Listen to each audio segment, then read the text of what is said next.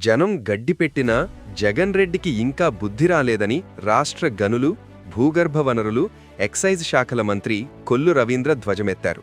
మచిలీపట్నంలోని Telugu Desam party కార్యాలయంలో మీడియాతో మాట్లాడుతూ, రాష్ట్రంలో అభివృద్ధిని అడ్డుకోవడమే లక్ష్యంగా నడుచుకుంటే జగన్ రెడ్డిని ప్రజలు తరిమి కొట్టడం తథ్యమన్నారు. మెడికల్ కాలేజీల అభివృద్ధిపై వైసీపీ నేతలు విషం చిమ్మాలని చూస్తే సహించేది లేదని హెచ్చరించారు. ఒకప్పుడు పీపీపీ పద్ధతిలో రోడ్లను అభివృద్ధి చేయడం వల్లనే నేడు రాష్ట్ర వ్యాప్తంగా రవాణా సదుపాయం పెరిగింది, పరిశ్రమలు వచ్చాయి, ఉద్యోగ ఉపాధి అవకాశాలు పెరిగాయి. నాడు తీసుకున్న సంస్కరణల కారణంగానే ఇంత స్థాయిలో అభివృద్ధి జరిగింది. తరువాత వచ్చిన పాలకులు అభివృద్ధిని కొనసాగించారు. కానీ నేడు జగన్ రెడ్డి వైఖరే విధ్వంసం. అధికారంలోకి వస్తే పీపీపీ పద్ధతిలో ఆస్పత్రుల అభివృద్ధికి ముందుకొచ్చిన కంపెనీలను తరుముతానని బెదిరించడం దుర్మార్గం. జగన్ రెడ్డి మళ్లీ అధికారంలోకి వచ్చే ప్రసక్తే లేదు. కేంద్ర ప్రభుత్వం నియమించిన కమిటీ పీపీపీ విధానాన్ని సమర్థించింది.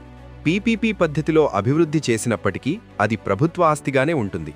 ఆస్పత్రిని నిర్మించి నిర్వహించే బాధ్యతలు మాత్రం ప్రైవేటుకు ఇస్తుంటే ఎందుకింత ఏడుపు? మెడికల్ కాలేజీలను వీలైనంత త్వరగా పూర్తి చేయడం ద్వారా ప్రభుత్వ మెడికల్ కాలేజీలలో విద్యార్థులకు సీట్లు పెరుగుతాయి, పేదలకు మెరుగైన వైద్యం అందుబాటులోకి వస్తుంది. ఇంత మేలు జరుగుతున్నందున వాటిని అడ్డుకోవడమే లక్ష్యంగా జగన్ రెడ్డి వ్యవహరిస్తున్నాడు. దొంగ సంతకాలు పెట్టి గవర్నర్కి లేఖలిచ్చి ప్రభుత్వంపై విమర్శలు చేస్తున్నాడు. పీపీపీ విధానంలో అభివృద్ధి చేస్తే ప్రైవేటు పరం ఎందుకవుతుందో జగన్ రెడ్డి బుర్ర పెట్టి ఆలోచించాలి. 5 ఏళ్లపాటు బెదిరింపు ధారణితో పెట్టుబడులను, పారిశ్రామికవేత్తల్ని తరిమేసి రాష్ట్రాన్ని అవస్థలపాలు చేశారు. కానీ నేడు సీఎం చంద్రబాబు నాయుడు గారి దూరదృష్టితో రాష్ట్రానికి పెట్టుబడులు వస్తున్నాయి.